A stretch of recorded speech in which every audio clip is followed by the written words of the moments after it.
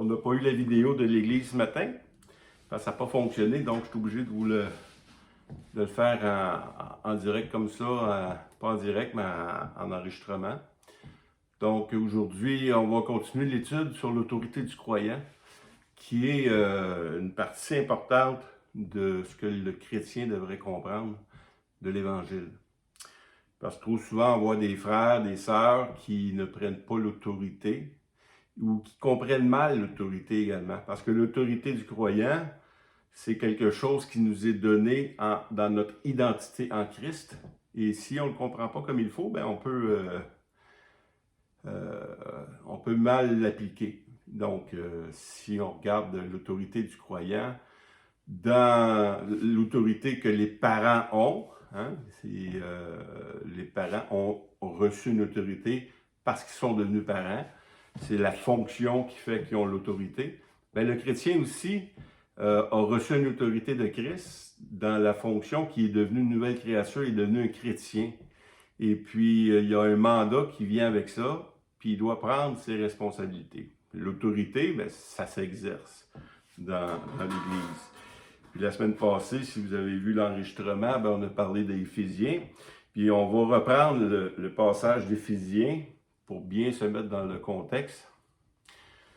Il dit « Au reste, frères, fortifiez-vous dans le Seigneur et par sa force toute puissante. » Il dit « Revêtez-vous de toutes les armes de Dieu. » Hein, on a vu 3 la semaine passée, mais 3, ce n'est pas suffisant. Ça prend tous les armes de Dieu, toutes les armes de Dieu, afin de pouvoir tenir ferme contre les ruses du diable, car nous n'avons pas à lutter contre la chair et le sang, mais contre les dominations, contre les autorités, contre les princes de ce monde des ténèbres, contre les esprits méchants dans les lieux célestes. C'est pourquoi prenez toutes les armes de Dieu, afin de pouvoir résister dans le mauvais jour et tenir ferme après avoir tout supporté.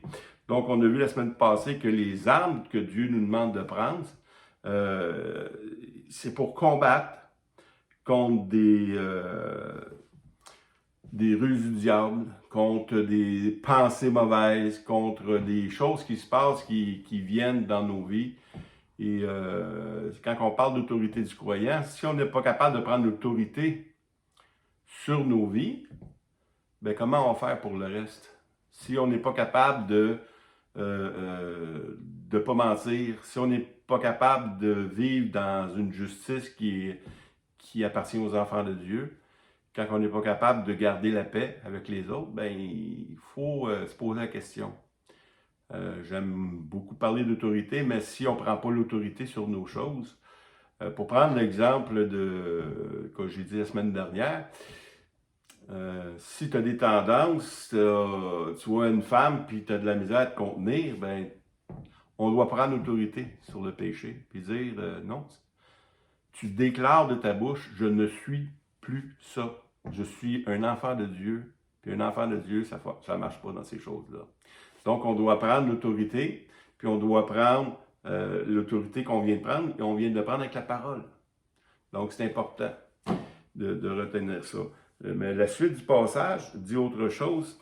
C'est là qu'on va voir. La semaine passée, on a vu 3 armes de Dieu, qui étaient la vérité, la justice et la paix, l'évangile de paix, la bonne nouvelle de la paix, qui est un habillement, qui sont des armes aussi, dans le sens que c'est des armes de protection qui nous gardent. Hein. Si je dis pas la vérité, ben, je viens scraper mon témoignage. Si je ne vis pas d'une justice ou si je vis toujours dans le désordre ou dans un conflit, je ne suis pas dans la paix, ben, mon témoignage ne servira pas à grand-chose. Mais ici, on voit que un coup tu as revêtu ça, ben, il dit autre chose ici, dans le suivant. Tenez donc ferme, ayez à vos reins pour ceinture la cuirasse de justice, mettez pour chaussure à vos pieds le zèle que donne l'évangile de paix, les 3 choses qu'on a parlé. Mais il dit ici, prenez par-dessus tout, toutes ces choses-là qu'on a vues la semaine passée, prenez par-dessus tout cela, le bouclier de la foi, avec lequel vous pouvez éteindre tous les traits enflammés du malin. Prenez aussi le casque du salut et l'épée de l'Esprit, qui est la parole de Dieu. Faites en tout temps, par l'Esprit, toutes sortes de prières et de supplications. Veillez à cela avec une entière persévérance. Priez pour tous les saints. Donc, les 3 premières armes que Dieu nous donne, c'est vraiment de dire la vérité, de vivre dans une justice qui appartient aux enfants de Dieu, puis vivre dans la paix. L'Évangile, c'est la bonne nouvelle de la paix avec Dieu, puis la paix avec les autres. Si on n'est pas capable de vivre là-dedans, on ne peut pas aller plus loin. C'est les armes premières. Mais les autres armes que Dieu nous parle ici, qui est le bouclier de la foi, qui est le casque du salut et l'épée de l'Esprit, qui est la parole de Dieu, c'est là qu'on va voir les vrais chrétiens qui vont combattre pour de vrai. Parce que ces armes-là, c'est des armes vraiment que pour aller à la guerre. Et puis, mais en même temps, il dit de prendre tous les armes de Dieu. Si tu prends juste les premières armes de Dieu, il y a quelque chose. Mais tu n'as pas tous les armes de Dieu. Tous les armes de Dieu, c'est la foi, c'est la parole, puis c'est ton assurance, l'espérance du salut. Si tu prends la foi, mais tu ne prends pas la parole, bien, la foi est basée sur la parole de Dieu. Donc, tu n'as pas mis sur les bonnes choses ta foi. Ta foi vient de ce qu'on entend, puis ce qu'on entend vient de la parole de Christ. Donc, si tu n'es pas habitué avec la parole de Dieu, mais tu veux mettre ta foi en action, bien, la foi dépend directement de ce qui est écrit. Puis on va le voir bientôt. On va voir 2 passages avant de rentrer dans le sujet des armes de Dieu sur la puissance. Dans Éphésiens 4, 21-25, « Si du moins, vous l'avez entendu, si du moins conformément à la vérité qui est en Jésus, c'est en lui que vous avez été instruits. Instruits à vous dépouiller aux égards de votre vie passée du vieil homme qui se corrompt par la convoitise trompeuse, à être renouvelé dans l'esprit de votre intelligence et à revêtir l'homme nouveau, créé selon Dieu dans une justice, une sainteté que produit la vérité. C'est pourquoi renoncer au mensonge. » C'est dans la connaissance qu'on est transformé. Renoncer au mensonge. Toutes ces choses-là. L'homme nouveau, on doit marcher et on doit le revêtir. C'est pour ça que les 3 premières armes appartiennent à celui qui est né de nouveau. Celui qui est né de nouveau doit marcher dans la justice, dans la vérité et dans la paix. Et c'est dans la connaissance de Dieu qu'on reconnaît ces choses-là. D'être renouvelé dans notre intelligence, mais l'autre passage, c'est ce qui nous parle également. C'est encore Paul qui parle, mais dans Colossiens 3, 9 à 10, il dit « Ne mentez pas les uns aux autres, vous étant dépouillés du vieil homme et de ses œuvres, et ayant revêtu l'homme nouveau qui se renouvelle dans la connaissance selon l'image de celui qui l'a créé. » Si tu connais Dieu, plus tu vas connaître Dieu, plus tu vas connaître qui tu es en Christ. Si tu ne connais pas Dieu, tu ne peux pas savoir qui que tu es. Tu connais seulement l'homme selon la chair. Tu dois connaître maintenant l'homme selon l'esprit, celui qui est né de nouveau, revêtir l'homme nouveau, celui qui est créé selon Dieu. Et comment on le fait? C'est dans la connaissance de Dieu qu'on va se connaître davantage. Donc, allons dans les 3 armes qui restent. On a vu les 3 premières, les 3 secondes.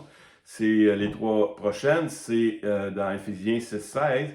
Il dit « Prenez par-dessus tout cela le bouclier de la foi, avec lequel vous pouvez éteindre tous les traits enflammés du malin. » C'est avec le bouclier de la foi. C'est la foi, c'est notre foi qui fait en sorte qu'on est capable d'éteindre les attaques de l'ennemi. Le Seigneur Jésus, il vient, puis il était attaqué dans son identité en Christ, en Dieu, comme fils de Dieu. Et puis, il s'est défendu avec quoi? Il s'est défendu avec la parole, dans la foi et dans ce qu'il est, lui. C'est avec la foi qu'on éteint les traits enflammés du malin. Puis si on n'a pas la foi vient de ce qu'on entend vient de la parole de Christ, on est devenus des chrétiens, et la foi, c'est de croire ce que nous sommes devenus. Si on est vraiment enfants de Dieu. si on est vraiment des fils et des filles de Dieu, on doit marcher maintenant selon la parole de Dieu. Et il dit de prendre le bouclier de la foi. La foi, on va voir ce que Pierre en dit, parce qu'il dit « Soyez sobres, veillez, votre adversaire, le diable, rôde comme un lion rugissant, cherchant qui il dévorera. Résistez-lui avec une foi ferme. » Non seulement avec une foi, mais avec une foi ferme. La foi, c'est quelque chose qui est ferme. C'est pas quelque chose, c'est une décision, c'est une connaissance de qui je suis, mais je suis pas sûr. Non, non. La foi ferme, je suis convaincu, je sais que je sais que je sais. Si le Saint-Esprit nous convainc qu'on est des enfants de Dieu, ben c'est pas ce que je ressens, c'est ce que le Saint-Esprit nous dit. La Bible nous dit que celui qui croit en moi a la vie éternelle. Ma foi doit reposer sur ce qui est dit, donc je sais que je suis un enfant de Dieu parce que je crois en celui qui l'a dit. Dans 1 Jean 5, 3 à 4, il dit « Car l'amour de Dieu consiste à garder ses commandements, et ses commandements ne sont pas pénibles. Parce que tout ce qui est né de Dieu triomphe du monde. Et la victoire qui triomphe du monde, c'est notre foi. » Encore là, l'arme de Dieu, c'est la foi qu'il nous a donnée. C'est celle qui vient de Dieu. Puis il n'y a pas besoin d'avoir une grande foi pour avoir la victoire, mais une foi ferme. Une foi qui est solidement ancrée dans les Écritures pour savoir qui nous sommes réellement. 1 Pierre 5, 8 et 11, il dit « Soyez sobres, veillez votre adversaire, le diable, rôde comme un lion rugissant, cherchant qui il dévorera. Résistez-lui avec une voix ferme, comme on a dit. » On va passer tout de suite à la deuxième arme des armes défensives et offensives. Prenez aussi le casque du salut. C'est ce que je disais tantôt. Le casque du salut, ici, il n'y a pas de définition plus que ça, mais c'est quoi le casque du salut? Je rends grâce à Dieu que depuis que je suis sauvé, depuis que j'ai compris l'Évangile, que j'ai jamais douté de mon salut. Parce que la Bible ne dit pas « crois en toi ». Elle dit « crois en Dieu ». Crois en sa parole. Moi, j'ai été sauvé sur la déclaration de Jésus-Christ qui dit que celui qui croit en moi a la vie éternelle. Il ne vient point en jugement, mais il est passé de la mort à la vie. L'assurance que donne la parole de Dieu sur notre salut, c'est aussi une arme. Puis il dit ici de mettre le casque du salut. On voit d'un autre passage que Paul parle aussi. Vous êtes tous des enfants de lumière et des enfants du jour. Nous ne sommes point de la nuit, ni des ténèbres. Ne dormons donc point comme les autres, mais veillons et soyons sobres. Car ceux qui dorment, dorment la nuit, et ceux qui s'enivrent, s'enivrent la nuit. Mais nous, qui sommes du jour, soyons sobres, ayant revêtu la cuirasse de la foi. La cuirasse de la foi qui nous tient, comme dit dans Éphésiens, qui éteint les traits enflammés du malin. Et, dans Thessaloniciens, il rajoute quelque chose, et de la charité. Et ayant pour casque l'espérance du salut. Donc, on voit ici que le casque du salut, Paul le définit ici comme l'espérance du salut. C'est quelque chose qui nous est donné encore une fois. Puis ça me fait penser aussi dans Corinthiens 13, quand il dit qu'il y a trois choses qui demeurent. La foi, l'espérance et la charité, l'amour. Donc, ces trois choses-là, ici, on les retrouve ici. La cuirasse de la foi et de la charité, et ayant pour casque l'espérance du salut. C'est quelque chose qui doit être ancré dans nos vies. C'est quelque chose qui doit être saisi pour notre salut. Parce que si je vous annonce l'Évangile, puis quelqu'un nous dit maintenant, je dois travailler à être sauvé, ben, tu n'as rien compris. Paul disait d'un autre côté, il dit, si vous la retenez comme je vous l'ai annoncé. Mercredi dernier, on a eu une étude sur Hébreu, puis il disait un peu la même chose. Si quelqu'un a saisi le message de l'Évangile, mais veut retourner aux œuvres, il veut retourner au sacrifice. C'est qu'il n'a rien compris au départ. Parce que le départ, c'est un don gratuit qu'est notre salut. Et on doit le travailler dans le sens que rechercher ces choses-là dans la parole de Dieu pour être convaincu. Être un enfant de Dieu, c'est avoir foi que l'œuvre de Jésus-Christ est complètement accomplie à la croix. Si je ne comprends pas ces choses-là, je dois l'étudier. Parce que si je veux ajouter quoi que ce soit au salut de Christ pour ma vie, je suis à côté. Christ le fait une fois pour toutes. Et si je le comprends comme il faut, je dois la saisir, cette espérance-là. Et c'est ce que l'auteur aux Hébreux, c'est ce qu'il dit exactement. Il dit, cette espérance, nous la possédons comme une ancre à l'âme, sûre et solide. Elle pénètre au-delà du voile. Si vous le savez, vous êtes sauvés. Cette espérance que vous avez, vous la devez la saisir comme une ancre, sûre et solide. Il n'y a rien qui pourrait vous ébranler par rapport à ça. Parce que c'est Dieu. Puis lui, il ne ment pas. Nous, on peut se mentir, on peut penser quelque chose. Mais si ta foi est sur ce que Dieu dit, quand Dieu dit des choses, puis tu y crois, lui, il ne change pas. Fait que ça peut être quelque chose de solide dans ta vie. Puis Paul, il nous dit que c'est une arme contre les traits de l'ennemi. Parce que l'ennemi, il vient toucher ton identité en Christ. Comme il l'a fait avec Jésus encore une fois, quand il a dit, si tu es vraiment le Fils de Dieu, hein, jette-toi en bas. Parce qu'il dit quelque chose, il dit, il va envoyer ses anges, puis il va te faire... Mais juste dans le fait qu'il dit, si tu es vraiment le Fils de Dieu, l'ennemi vient toucher ton identité clairement. Mais si tu es vraiment un chrétien, laisse personne te dire, es-tu vraiment un chrétien? Quand tu sais que tu es un chrétien, il n'y a personne qui va venir te dire autre chose. Pourquoi? Parce que ta foi n'est pas sur toi, pas sur les circonstances. Elle est sur la parole de Dieu. Et troisième arme que Dieu nous donne ici, c'est l'esprit de l'esprit qui est la parole de Dieu, justement. La parole de Dieu, c'est ce qui nous sert à avoir la foi, à avoir cette espérance-là. C'est basé uniquement sur la parole de Dieu. Si c'est basé sur autre chose, désolé, il n'y a rien de sûr là-dedans. Mais la parole de Dieu, elle est véridique. Et ce que Dieu promet, il va l'accomplir.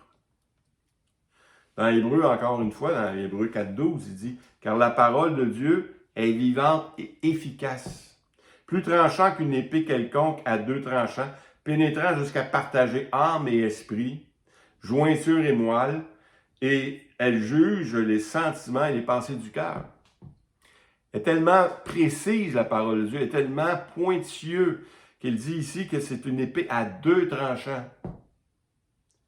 Une épée à deux tranchants tellement tranchant qu'elle peut séparer quelque chose que nous, on a de la misère à trancher. La semaine passée, à l'étude du mercredi, on a parlé de l'âme. Mais l'âme et l'esprit, si tu regardes la parole de Dieu, souvent, c'est les mêmes termes. Et les mêmes termes, parce qu'on c'est l'âme ou c'est l'esprit, nous, on a de la misère à faire la distinction. Mais la parole de Dieu, elle tranche. Elle est capable de faire la distinction. Elle est tellement précise qu'elle fait la distinction. Elle juge les sentiments et les pensées du cœur. Ça me fait penser à Dietrich Bonhoeffer, quand il était aux États-Unis pendant la guerre en Allemagne, puis il se disait, comment je vais faire pour être un pasteur dans une église qui ont vécu des choses que moi, je n'ai pas vécues. Et il retournait en Allemagne, et puis il dit, les sentiments que j'ai, là, est-ce qu'ils sont purs ou pas purs? Parce que tu ne peux pas les juger, toi. La seule chose qui peut juger nos sentiments et nos pensées, c'est la parole de Dieu. Et Dietrich Bonhoeffer, il appelait ça l'action véritable. Hein? Comment tu sais si c'est véritable? L'impression que la parole de Dieu, quand on va penser que c'est véritable, c'est pas véritable. Puis quand tu vas voir, c'est rien là, tu sais. C'est comme la parole quand il dit vous êtes venu me visiter en prison, vous m'avez donné de quoi manger quand j'avais faim. Et quand est-ce qu'on a fait ça? Ben, toutes les fois que vous l'avez fait à un de ces petits qui croient en moi, c'est à moi que vous l'avez fait. Fait que souvent, on fait des choses on n'est même pas conscient. On fait une action véritable, puis on n'est même pas conscient. Des fois, on est conscient, on pense que c'est une action véritable, mais ce n'est pas une parce que elle ne vient pas du Seigneur, elle vient de nous, avec des sentiments en arrière, avec une attente en arrière qui vient de notre chair. Donc, c'est dur à juger ces choses-là, mais la parole de Dieu, elle les juge. Et un jour, on va être jugé sur ces choses-là. Et dans Ésaïe 55, 10 à 11, il dit « Comme la pluie et la neige descendent des cieux, et il n'y retourne pas sans avoir arrosé, fécondé la terre et fait germer des plants, sans avoir donné de la semence au semeur et du pain à celui qui mange, ainsi en est-il de ma parole qui sort de ma bouche. Elle ne retourne pas à moi, sans effet, sans avoir exécuté ma volonté et accompli mes desseins. » La parole de Dieu, qui est l'épée de l'esprit, quand elle est utilisée, c'est pas en vain qu'on utilise la parole de Dieu. Quand on prêche la parole produit quelque chose. La parole de Dieu nous dit qu'elle ne retourne pas, cette parole qu'on a prêchée, qui est la parole de Dieu, elle ne retourne pas à Dieu sans avoir fait son effet. Elle doit faire son effet. Hein, c'est par la folie de la prédication que le croyant est sauvé. C'est par la folie de la prédication. La prédication produit quelque chose. Puis c'est une arme à deux tranchants. Il faut savoir l'utiliser, la parole de Dieu. Un outil si précis peut créer des dommages également. Fait que si on n'a pas l'amour, si on n'a pas des choses comme ça qui accompagnent la parole de Dieu, on peut détruire l'œuvre de Dieu dans la vie de quelqu'un. Jésus nous dit que repens-toi donc, sinon je viendrai à toi bientôt et je les combattrai avec l'épée de ma bouche. Le Seigneur utilise la parole de Dieu comme une épée également pour combattre. Il combat avec la parole de Dieu qui produit quelque chose. Il n'y a rien de... C'est une arme puissante, la parole de Dieu. Donc, c'est puissant, puis en même temps, dans le contexte qu'on est en train de lire ici, c'est prenez toutes les armes de Dieu pour résister dans le mauvais jour. C'est que les armes de Dieu sont là pour nous garder de tomber dans le piège du diable, premièrement. Hein? L'autorité du croyant commence par soi-même. Et je dois prendre autorité sur ma vie.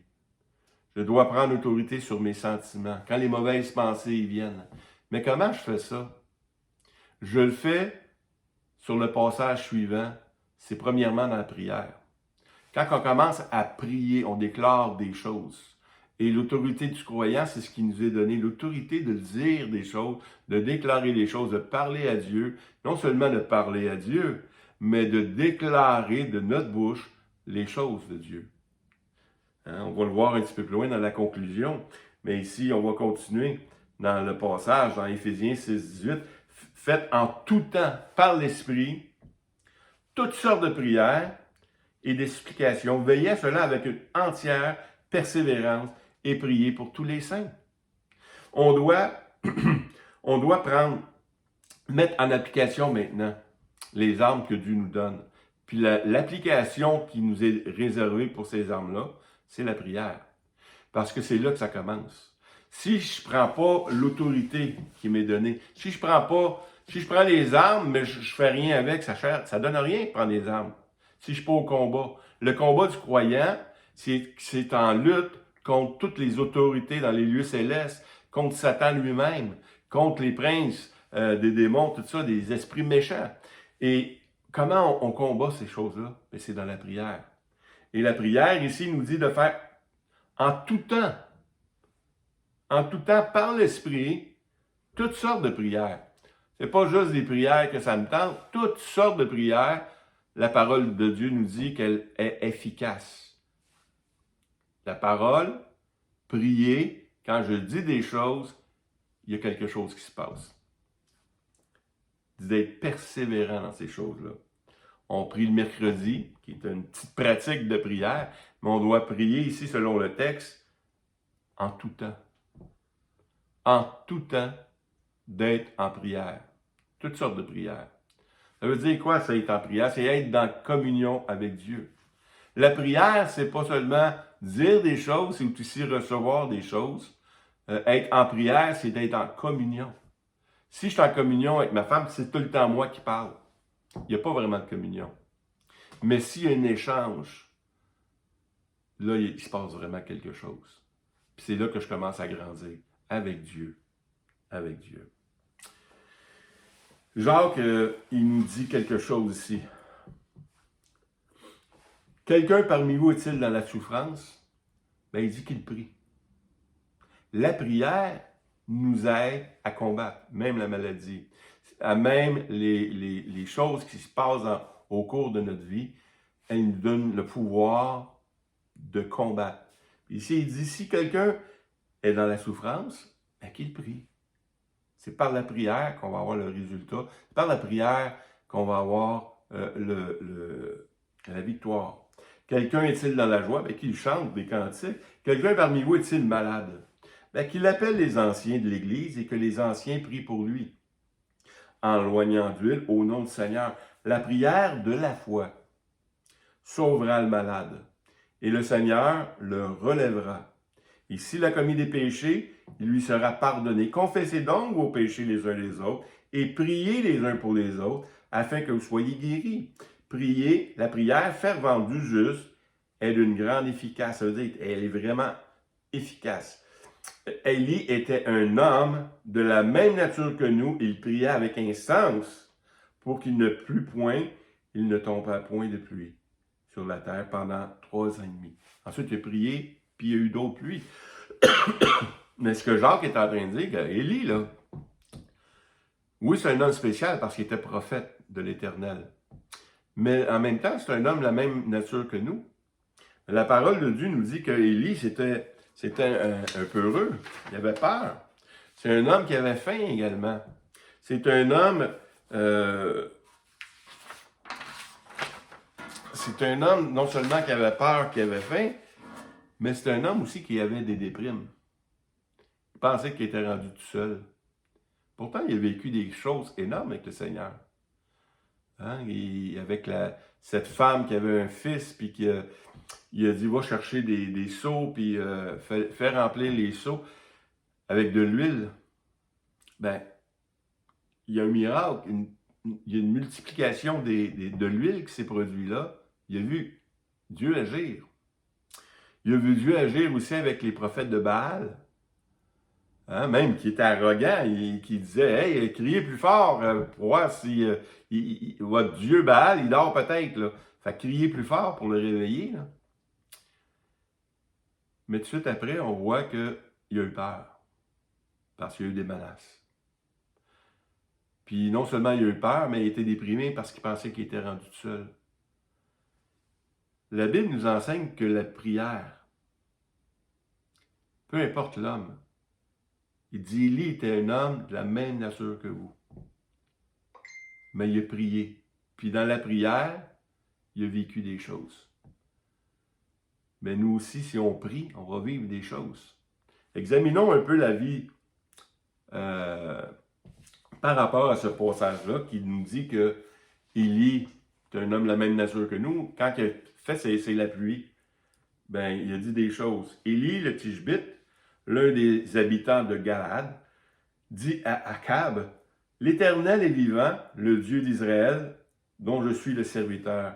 Il n'y aura cette année ni rosée, ni pluie, sinon à ma parole. » Wow! Ça, c'est l'autorité du prophète.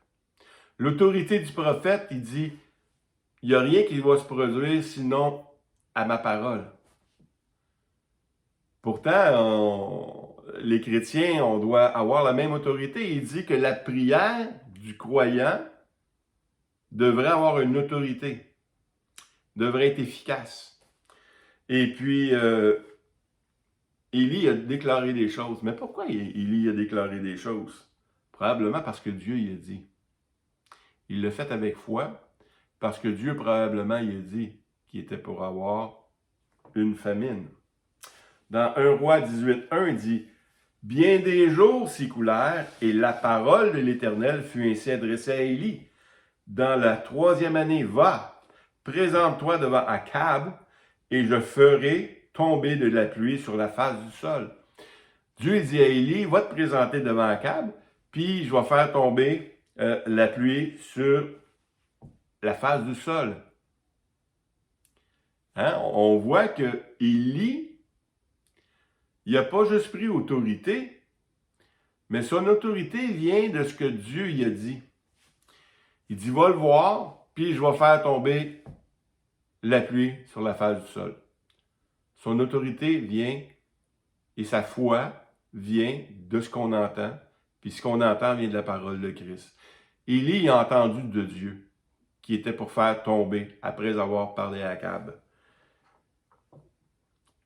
Akab est allé voir le prophète, il est allé voir, pas le prophète, mais il est allé voir, Élie est allé voir Akab, et il a parlé des choses de Dieu. Puis regardez ce qu'il dit. À peine Akab aperçut-il Élie qui lui dit « Est-ce toi qui jettes ce trouble en Israël? » Comme si c'était par un homme. C'est pas par un homme qui est arrivé ça. Puis Élie, il répond comme il faut à Akab.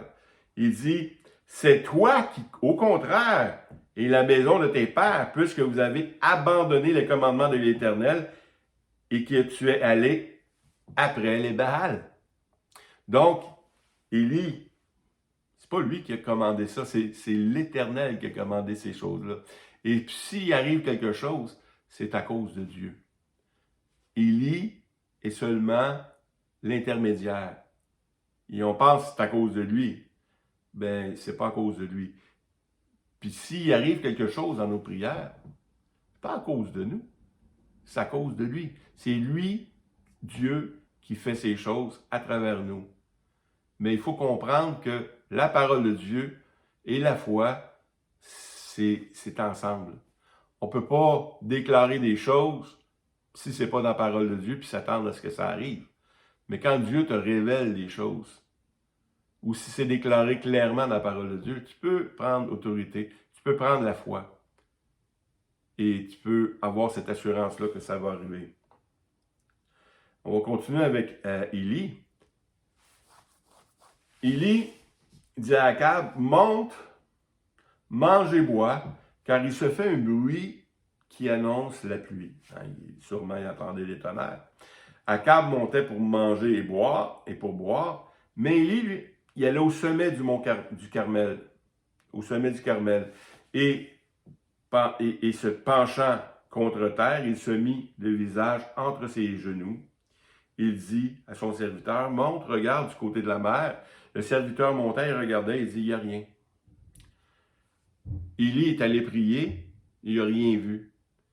Mais à partir que Élie dit que c'est marqué 17 fois.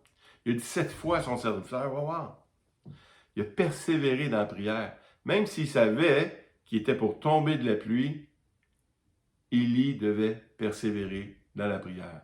Il a eu la révélation de la parole de Dieu, lui a pris ses responsabilités, il a prié avec instance, et puis on voit dans la suite de l'histoire qu'il s'est produit quelque chose. Donc c'est avec la foi dans ce qui est déclaré dans la parole de Dieu, qu'on peut prendre l'autorité. Puis l'autorité qui nous est permis de prendre pour ces choses-là, c'est premièrement la prière. Si tu ne prends pas position, si tu ne prends pas ta responsabilité d'aller à genoux devant Dieu, de prier pour ta famille, de prier pour ton église, de prier à ton travail, pour tes collègues de travail, peu importe, toutes sortes de prières, c'est notre responsabilité. Et l'autorité du croyant, c'est notre responsabilité de le mettre en application. Dieu nous dit des choses souvent, puis on passe à côté. On n'obéit pas. On doit obéir. Puis la première obéissance ici, si on veut avoir vraiment des résultats dans nos vies, si on veut avoir la victoire sur le plan de l'ennemi pour nos vies, on doit prendre autorité. Puis la meilleure manière de la prendre, cette autorité-là, c'est dans la prière. On doit prier pour ces choses-là.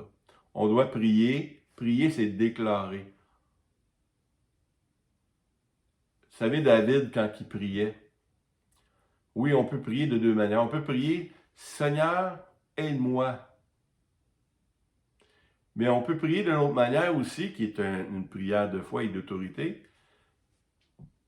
Bénis l'Éternel, mon âme. Bénis l'Éternel, mon âme. Il se parle à lui-même, il déclare des choses. Bénis l'Éternel, mon âme. Même si tout dans mon entourage me dit de me plaindre, non. Je prends autorité, je dis bénis l'Éternel, mon âme. Puis je le vois s'arriver. Parce que c'est comme ça que Dieu a créé les choses. Et c'est comme ça qu'il nous donne une certaine autorité par rapport à nos vies.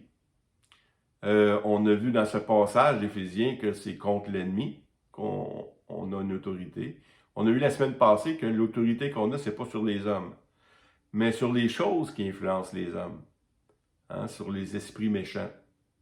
On ne peut pas empêcher les oiseaux de voler au-dessus de notre tête, mais on peut empêcher les oiseaux de faire un nid sur notre tête. Et c'est ça, prendre l'autorité. C'est de dire non. C'est assez. Je ne veux plus ça. C'est plus ce que je suis. Ma chair et mes désirs de la chair, je les ai crucifiés à la croix de Christ. Ils ont été crucifiés là. Et maintenant, je dois apprendre à vivre de cette nouvelle manière de vivre-là, selon l'homme créé selon Dieu. Et ça, c'est facile à dire, c'est pas facile à faire. Hein, Billy Graham, il disait souvent, j'ai pris quelques cours, et puis il comparait la sanctification du chrétien d'une manière comme si tu fais le ménage d'un champ. Au début, il y a beaucoup de grosses pierres. Hein? C'est nos gros péchés dans notre vie. Mais c'est dur, c'est pesant à enlever. Mais un coup, les grosses pierres sont enlevées, il y en a encore plus de pierres. Puis le travail et le combat continuent de jour en jour. On a des grosses pierres, puis on doit prendre autorité. Malheureusement, le chrétien se laisse aller au penchant de la chair. Mais ça suffit maintenant. Pour l'Église, si on veut avoir une Église forte et victorieuse, on doit apprendre à avoir des victoires dans nos propres vies. Et avoir la victoire de tout ce qui nous rend dépendants. Que ce soit la drogue, la boisson, les sentiments, peu importe. On a le pouvoir en Jésus-Christ de chasser ces choses-là. Et je vous invite à prendre l'autorité. On va aller un petit peu plus loin la semaine prochaine. On va voir comment Jésus-Christ priait lui-même. Et quels sont les résultats. Pour qu'on puisse prendre l'autorité. Ça nous appartient. Ça nous appartient en tant que chrétiens. Si tu es en Christ, tu as reçu une autorité aussi en Christ. Et je t'invite à la mettre en application pour le corps de Christ. Amen. Amen.